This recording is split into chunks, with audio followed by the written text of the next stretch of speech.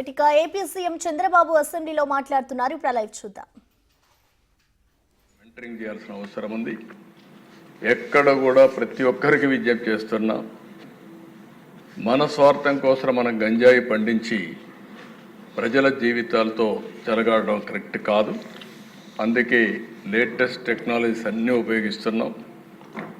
నేను పూర్తిగా కంట్రోల్ అయిందని కానీ మంత్రి గారు ఇప్పుడు కూడా చెప్పారు, మేము కంట్రోల్ చేశామని. ఇంకా పూర్తిగా కంట్రోల్ చేశామని చెప్పడం లేదు. ప్రజలు మెచ్చుకున్నప్పుడే మీరు కంట్రోల్ చేసినట్టు అవుతుంది. అంతవరకు మీ పని ఉంటుంది. ఎట్టి పరిస్థితుల్లో ఈ రాష్ట్రంలో ఒక్క ఎకరా కూడా గంజాయి పండించడానికి వీలు లేదు. అది జరిగే వరకు నిరంతరం ఈ ప్రభుత్వం పోరాడుతుందని చెప్తుందనే మీకు ఒక్క మాటలో చెప్పాలంటే, గంజాయి పైన డ్రగ్స్ పైన యుద్ధం చేస్తున్నాం. ఈ యుద్ధాన్ని ఆపే పరిస్థితి ఉండదు.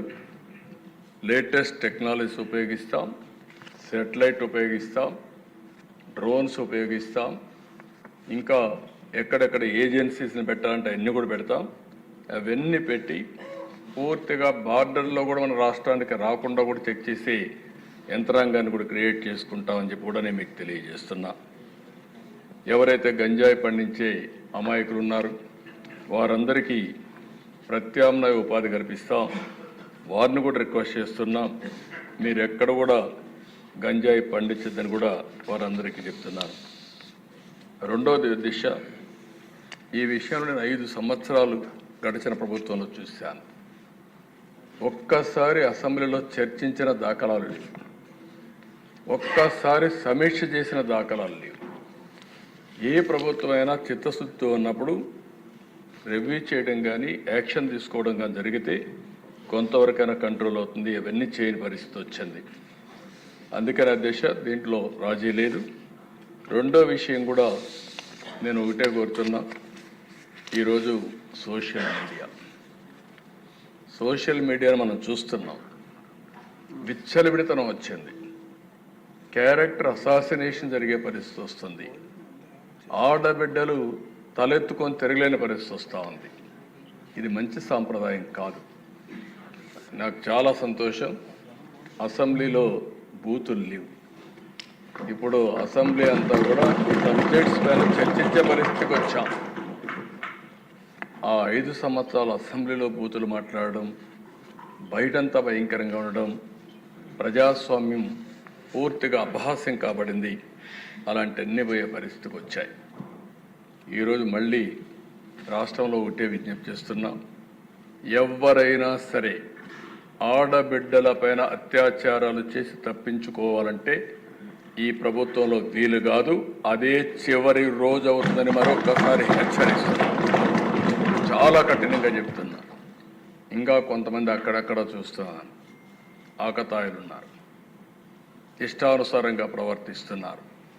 వారందరికీ కూడా ఒక మెసేజ్ పోవాల్సిన అవసరం ఉంది.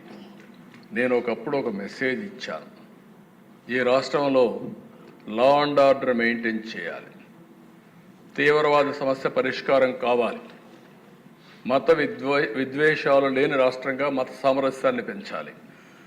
ముఠా నాయకులందరినీ ఒకటే మెసేజ్ ఇచ్చాను, తరతరాలుగా మీరు ముఠాలకు పాటుపడుతున్నారు, కుటుంబాలు లేకుండా పోయే పరిస్థితి వస్తూ ఉంది. ఇంక ఈ రాష్ట్రంలో జరగడానికి వీలు లేదని ఆ రోజు కూడా చాలా స్పష్టంగా కంట్రోల్ చేశాం. రౌడీలకు ఒక మెసేజ్ ఇచ్చాం, ఈ రాష్ట్రంలో రౌడీ అనేవాడు ఉండడానికి వీలు లేదు, ఈ రాష్ట్రం మీకు సహకరించదు, అలాంటి వాడు ఉంటే ఈ రాష్ట్రాల నుంచి పారిపోవడం బెటర్ అని చెప్పి కూడా హెచ్చరించా. ఇప్పుడు కూడా చెప్తున్నా, ఎవరైనా సరే రౌడీజం చేసి మళ్ళా తప్పించుకుంటామంటే అలాంటి వాళ్ళని ఎట్టి పరిస్థితుల్లో వదిలిపెట్టమని అసెంబ్లీ సాక్షిగా హెచ్చరిస్తున్నానని కూడా అయితే అధ్యక్ష, ఇవన్నీ జరగాలంటే ఈరోజు మనం చూస్తే కొన్ని చట్టాలు కూడా పగడ్బందీగా ఉండాల్సిన అవసరం ఉంది. అందుకే ల్యాండ్ గ్రాబింగ్ బిల్ నిషేధం కింద 2024 కొత్త చట్టం తీసుకొస్తున్నాం. మాకు ఏ కంప్లైంట్ వచ్చినా ఇప్పటికి కూడా ఇక్కడ అన్ని సమస్యల పరిష్కారం చేయగలుగుతున్నాం. కానీ వీళ్ళు చేసినటువంటి ఈ భూ వివాదాలు ల్యాండ్ రిలేటెడ్ కాన్ఫ్లిక్ట్స్ అయితే భయంకరంగా తయారైనాయి. 22A ఉపయోగించారు, రికార్డ్స్ తారుమారు చేశారు, ప్రభుత్వ భూములు కొట్టేశారు, ఫారెస్ట్ భూములు కొట్టారు. ఇవి మామూలుగా ఫారెస్ట్ భూముల దగ్గరికి ఎవరు పోరు, అలాంటివి కూడా జరిగే పరిస్థితి వచ్చింది. అందుకే ఈ ప్రత్యేక చట్టం కూడా గుజరాత్లో చాలా బాగా పనిచేసింది. ఎవరైనా సరే ల్యాండ్ గ్రాబింగ్ చేస్తే, భూ కబ్జాలకు పాటుపడితే ప్రభుత్వం కేసు పెట్టిన తర్వాత దాన్ని ప్రూవ్ చేసుకునే బాధ్యత కూడా వాళ్ళపైనే ఉంటుంది. దాంట్లో మళ్ళీ ఏమాత్రం కూడా ఉపేక్ష లేదు.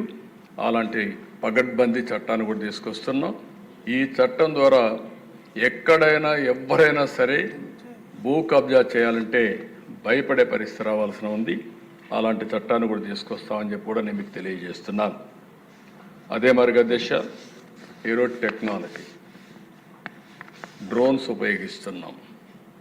ఇంకా మా వాళ్ళందరూ మాస్టరైజ్ చేస్తున్నారు. అవసరమైతే డ్రోన్స్ ద్వారా నైట్ పెట్రోలింగ్ కూడా చేయడానికి, పోలీస్ పెట్రోలింగ్ బదులు డ్రోన్ పెట్రోలింగ్ చేయడానికి కూడా శ్రీకారం చుడుతున్నాం. సీసీటీవీ కెమెరాలు పెడుతున్నాం, లేటెస్ట్ టెక్నాలజీ పెడుతున్నాం. ఒక్కొక్కసారి దిశ చాలామంది కేసుల్లో తప్పించుకుంటున్నారంటే నేరాలు చేయడం, సాక్ష్యాలను తారుమారు చేయడం, తద్వారా పనిష్మెంట్ లేకుండా తప్పించుకునే పరిస్థితికి వస్తున్నారు. కానీ ఇటీవల డిపార్ట్మెంట్ మీరు చూస్తే చాలా గట్టిగా పనిచేసి 2-3 నెలల్లోనే శిక్షలు పడే కన్విక్షన్ వచ్చే పరిస్థితి తీసుకొచ్చారు. దానికి డిపార్ట్మెంట్ మనస్ఫూర్తిగా అభినందిస్తున్నా. ఇది వండర్ఫుల్ వర్క్. దీన్ని ఇంకా పకడ్బందీగా మనం చేయాల్సిన అవసరం ఉంది. ఇది కూడా చేస్తామని చెప్పి నేను మీకు తెలియజేసుకుంటూ, ఇంకొక పక్కన సైబర్ సెక్యూరిటీ కూడా చాలా ముఖ్యం. దీంట్లో కూడా 26 సైబర్ పోలీస్ స్టేషన్లు పెడుతున్నాం. దీని ద్వారా కూడా ఎక్కడ సైబర్ క్రైమ్ చేస్తే అలాంటి నేరస్తుల్ని ఇమీడియట్గా పట్టుకునే పరిస్థితి వస్తుంది. ఎఫ్ఎస్ఎల్ కూడా ఇంకా బాగా ఇంప్రూవ్ చేయాల్సిన అవసరం ఉంది.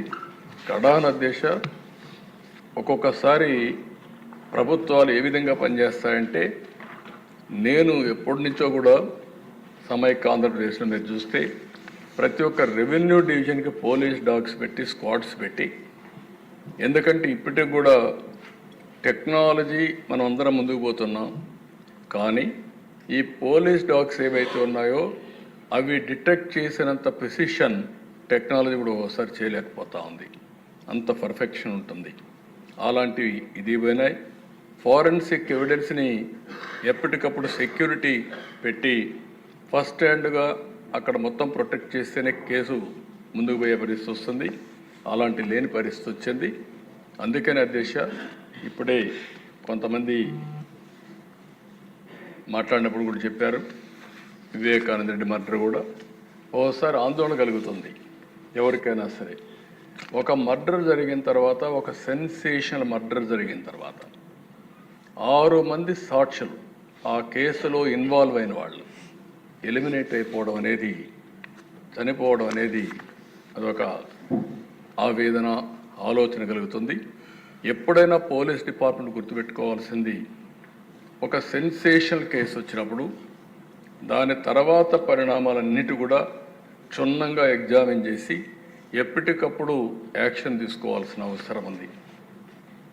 మీరందరూ కూడా, ఎందుకంటే ఈ హౌస్లో కూడా అందరూ ఎమ్మెల్యేలు ఉన్నారు. నేను అందుకే మొన్న ఒక మాట చెప్పాను, నేనే ముఖ్యమంత్రి.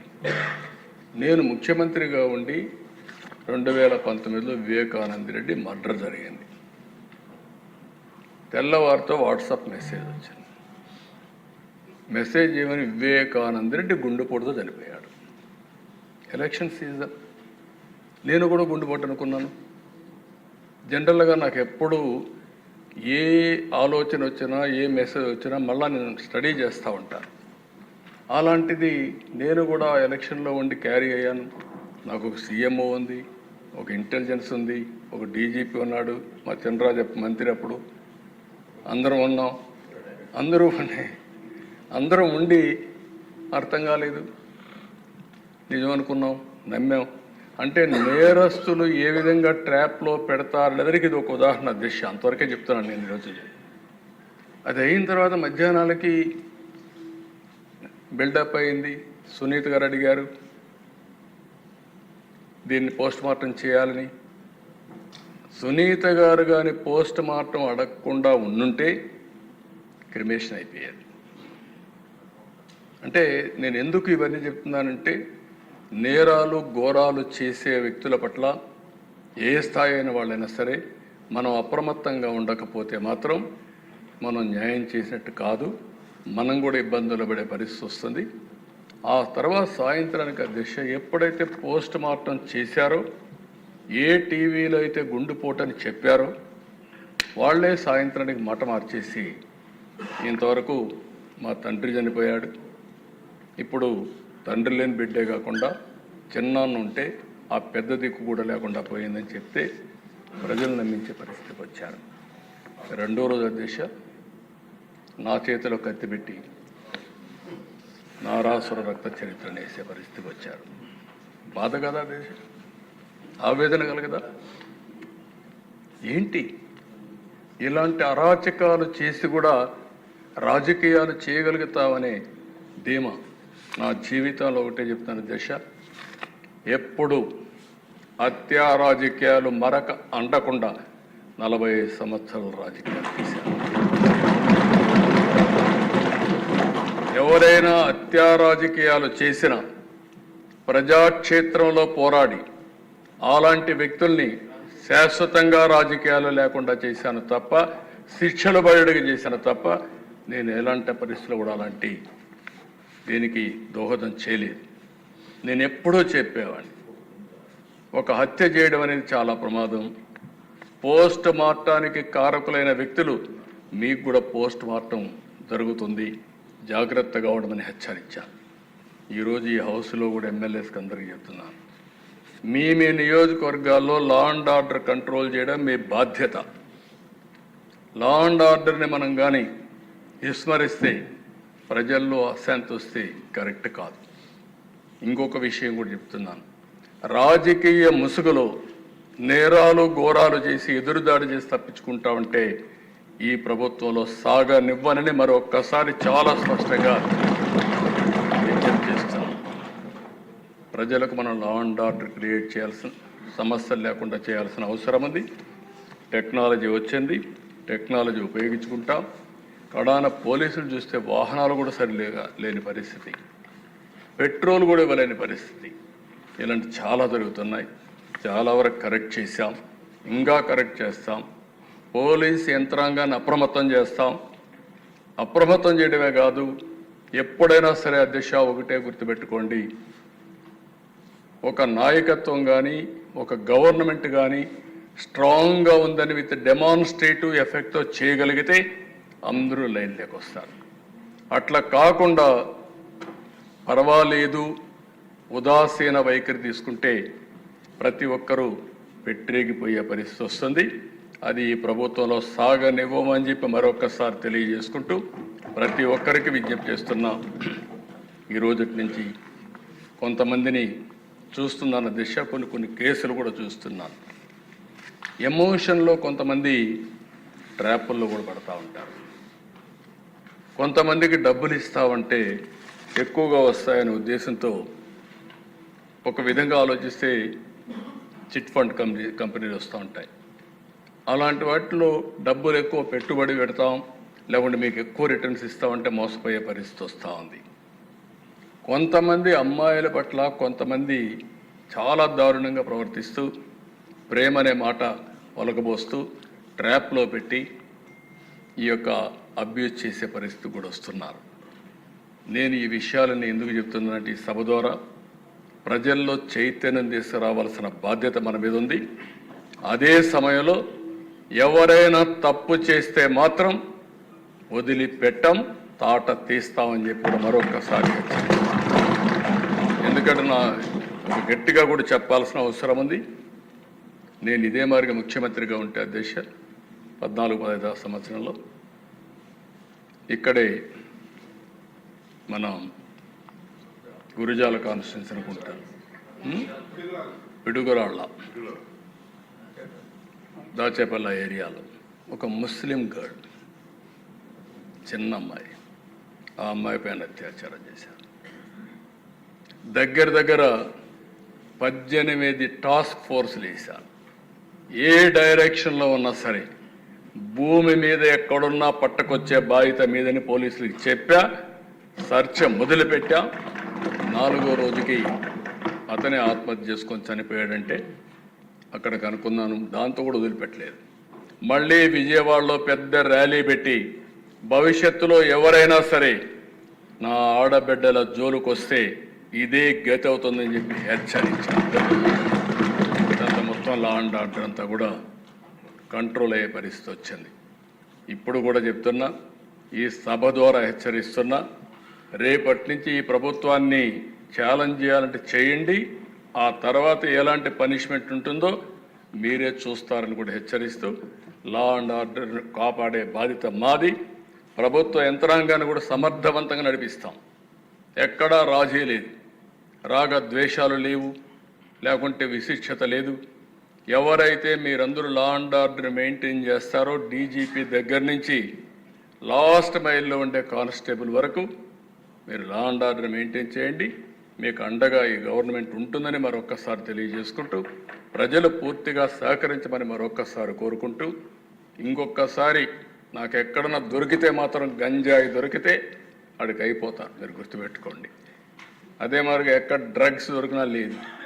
రాజకీయ ముసుగులో హత్యలు, నేరాలు, ఘోరాలు చేయాలనుకున్నా చాలా క్లియర్గా ఉన్నాం. ఎవరైనా మీరు మీ సమస్యలు చెప్పాలంటే మాకు చెప్పండి. సమస్యలు చెప్పకుండా మీ ఇష్ట ప్రకారం వచ్చి రౌడీజం చేస్తాం, ఇష్టానుసారంగా ప్రవర్తిస్తాం కూడా కరెక్ట్ కాదు. మీరు రండి, వింటాం, మీరు చెప్పిందంతా వింటాం. మీ సమస్య న్యాయపరమైతే తప్పకుండా పరిష్కారం చేసే బాధ్యత ఈ ప్రభుత్వాన్ని చెప్పి కూడా తెలియజేసుకుంటూ, అందరూ సహకరించమని చెప్పి కోరుకుంటూ మీ దగ్గర సెలవు తీసుకుంటున్నాను.